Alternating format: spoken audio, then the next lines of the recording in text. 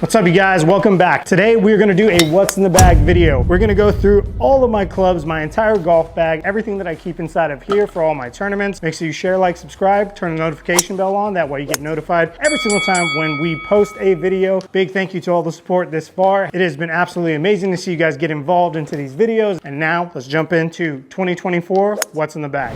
Okay, guys, so we're gonna start at the top and we're gonna work our way down. So first things first, driver, Maverick head cover. That's from Dormy on this one. Big Top Gun fan. Born 1986. Favorite movie was made in 1986, which is Top Gun. If you didn't know that, now you do, you're welcome. But driver I am currently rocking is the QI10 TaylorMade driver. This is the core model. I've got it at 9 degrees, standard loft shaft. I'm gonna be in the Ventus 6 stiff. Super forgiving. I've hit this thing all over the damn face and I've still found myself in fairways or at least in play. So obviously really good job by TaylorMade with making something super forgiving and also very fast, and also it goes a long way. So those are all the things that we want. I've got KBS standard grips on here with 2 extra wraps on there. Next up, you can't have Maverick unless you have Goose. So Goose 3-wood head cover is by Rangefinder. So 3-wood is going to be the QI10 V-Steel core model. This is going to be a high launch 3-wood, 16.5 degrees. Again, Ventus TR 6 stiff, same grips, KBS standard, lambkin, 2 extra tapes. All right, next up, we've got the rival Iceman. That's also from Rangefinder, 5-wood. I am also rocking the QI10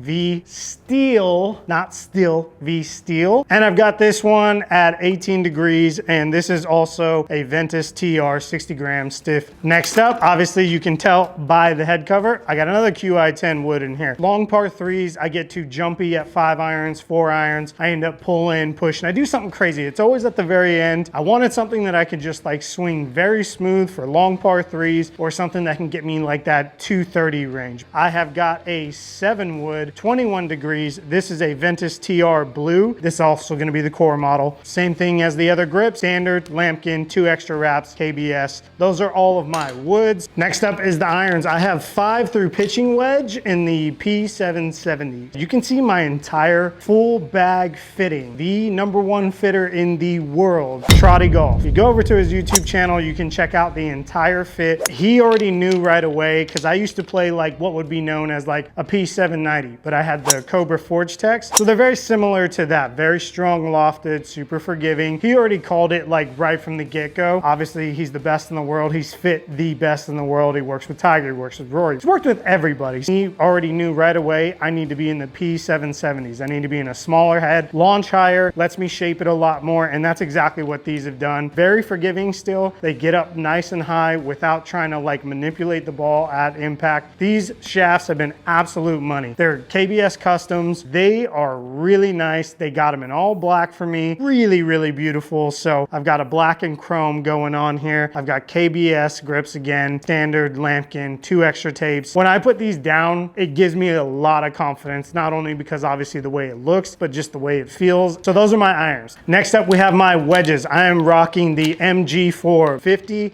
54, and 58. I have standard bounce on all of these wedges. Standard bounce is going to be at 11, and then standard bounce at the 50 is going to be at 9 degrees. Raw rusted face on these. Love rusty finish. Could never go any other way. I believe that there's something with ball contact straight to metal that makes it spin a lot more, because I have ripped some covers off the ball with these wedges. Shafts I have in my wedges are going to be dynamic gold. Again, same grips throughout the entire bag. All right, last but not least, we have the putter. Don't come for me in the comments, okay? Yes, I have 2 putters. I have a mallet and I have a blade. The blade I use when it is fast greens. When it is faster greens, we don't need too much mass behind the ball to get it going on its line. To me, the blade has more feel. I feel like I can control it a lot more on faster greens. When I say faster greens, I'm talking about 12, 13s. One of the amateur events that I've won was at a country club where lightning fast greens. So this bad boy was in the game that day and we took home a win. And honestly, it was putting that saved our ass multiple times out there. So I am playing a TP Soto completely blacked out 1.0 Zenergy Super Stroke grip. I have 20 gram weights on each side. I love when a putter is heavy. I do not like light putters. Next up, for my mallet, I love playing the mallet when it is slower greens. I know of some events that I'll go and play and it is notoriously slow there and it's annoying. I absolutely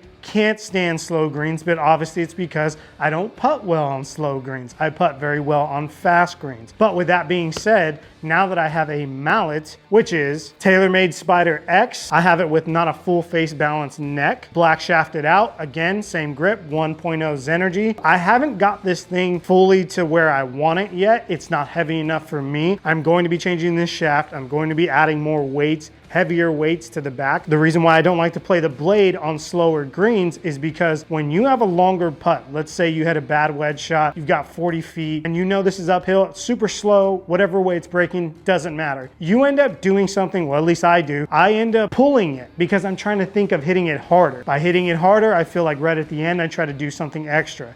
We've all done it, but I do it more constantly with the blade. This having a lot more mass behind the ball, a lot more forgiveness around the face with the Pure Roll insert. I've hit it off the heel, off the toe, off the middle, and it will get to the hole still because of how much mass is behind the ball. And I like to think of not how I play on my good days, but how I am on my bad days, and also on days where I'm kind of nervy, I'm kind of nervous. So I think of those days, those times. My recommendation is to have both. Why not have a blade and a mallet? Slow greens, play the mallet. Fast greens, play the blade. That's what I do.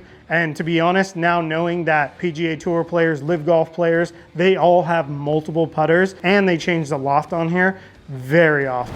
So that does it for clubs. Now let's get into some of the things that I actually keep inside of this golf bag. We're gonna go through that pretty fast here. What is this thing right here? These are alignment sticks to align yourself from you hitting the ball to the target. Get alignment sticks. They help so much. And big thank you to this company, Tour Aim. I'm not rep by them, I'm not sponsored by them. They are literally a necessity when I am going to warm up before a tournament. I want my alignment to be checked because I can be puring it all day, but I could be puring it into the junk all damn day when I feel like I'm aimed up straight, but really I'm not. I'm completely over here and I hook one out left, I push one out right. It gets annoying. So alignment, super important. This thing has a lot of functions to it. Next up, we have the Groove It brush. Keep your clubs clean. I am a big advocate of that now, especially now that I have a full bag of fitted clubs. This is my first ever full bag that's fully fitted, fully customized for me. So I want to take good care of them, and I use the Groove It brush. No affiliation, no promo code to send you, nothing to give you with that. That's just what I use, that's what I like, that's what I believe in. It does not melt in the heat like other brands that I've seen out there do. I mean, if the pros use it, it's probably good enough for us too. Okay, and for the golf ball that I play, you will find me playing two different types of golf balls. The main one is the 2024 TaylorMade TP5X. Amazing golf ball, goes very, very far, very soft. I really love the new model that came out. It has more of a click to it, which I actually like. I feel like the previous models were very like thuddy, very mute, and I was never a fan of like the older models at all. You will also find me playing at times the Vice Pro Plus. I really love this ball because it is a premium, really good golf ball at a very affordable price. So Vice, have no promo code for you, but if you want an affordable, really good golf ball, Vice. I've actually won 2 events using a Vice golf ball. Okay, rangefinders. Now I know that there are so many companies out there making their rangefinders, and they always compare it to which one? The Bushnell. I have now found out why they do that. Because the Bushnell is hands down the best rangefinder in the game. And the only reason why I know this is because I've owned multiple other different brands. I won't name them, but they're very popular ones that I'm sure some other people have. But I got so sick and tired of the misreads, how slow they were. It just was so bad. Like most recently, I have left a rangefinder on purpose on a par 3 because I went up, shot the flag is what I thought I got the flag, and we all flew the green. I told my entire group what the yardage was, and it was completely wrong. So I left that rangefinder right there on that par 3 for anybody else to have because it was absolute junk. And I am not going to tell you who the brand is or what it is or any of that stuff. I'm just going to tell you this. If you can afford it, get yourself a Bushnell. I have no promo code for you to use. I have nothing to offer you except for my own personal experience. That's why the pros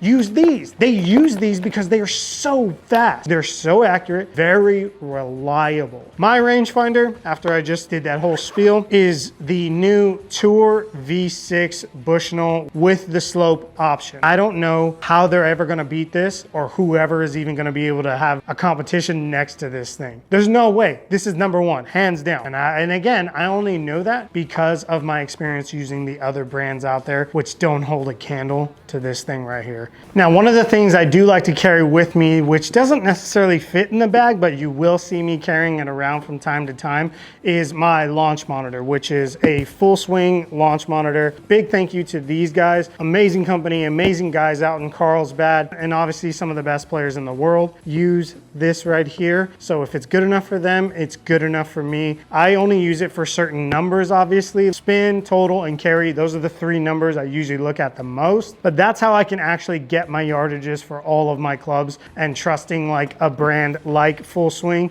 gives me that extra bit of confidence that I know those numbers are exact, and that is what I can go out and see on the course and expect to see. Can't say enough good things about it. Check them out. Okay, this next thing that I keep in my bag is the iRange stick. How do I even film on the course? Well, there's two ways I do it. One is with the iRange stick for the cell phone. Two is when I feel like bringing out my camera, I have this iRange stick. Very sturdy, does not blow over into the wind, not super top heavy, so it won't tilt over. This base plate right here can be turned, squished in any direction that you need it. That is what I use for when I'm gonna film with my camera. This also has legs where it can turn into a tripod with this extra mount, which is very easy to disassemble and assemble. Chuck it in your bag like that and it's good to go. It kills tripods because tripods will fall over. The moment that a tripod is too top heavy, it's gonna blow over in the wind, or if you're trying to film a bunker shot, fairway bunker shot, how are you gonna stick it sideways into the ground like that?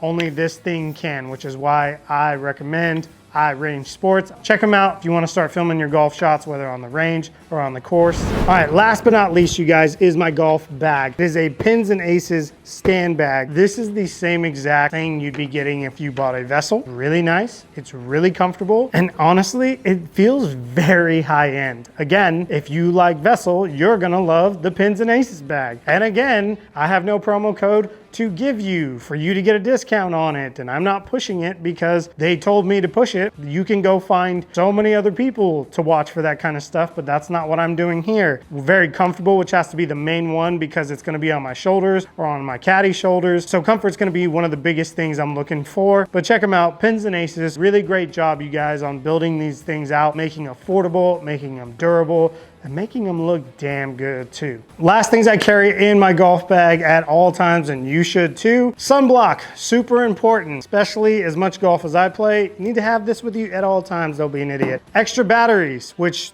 they used to be in here, but yeah, they're probably in my bag somewhere, but 2 extra batteries for my rangefinder. I have been in a tournament once where my rangefinder died and I just had to freestyle it and see what happens, and that didn't work out for anybody. It's definitely not gonna work out for you, so definitely carry extra batteries. In the wintertime, hand warmers. Yeah, these are very important. Keep them in your bag. Icy hot. I don't know about you guys, I need this for my back at times when it tightens up. 3-day events, it's a good thing to keep in there just in case. Motrin, Advil, Tylenol, gotta have it. It's kind of a necessity, duh. And also a wrench in case you need to change the lofts on anything that you have that's able to be changed. But yeah, that's it, you guys. That's my full what's in the bag. That's every single thing that I actually have in my bag. Thank you so much for watching, you guys. If you like this video, make sure you share, like, subscribe, hit the notification bell. That way you get notified every single time when I post a video. I'll have links in the description for everything I use to actually film these videos. And again, not sponsored, not paid by any of these companies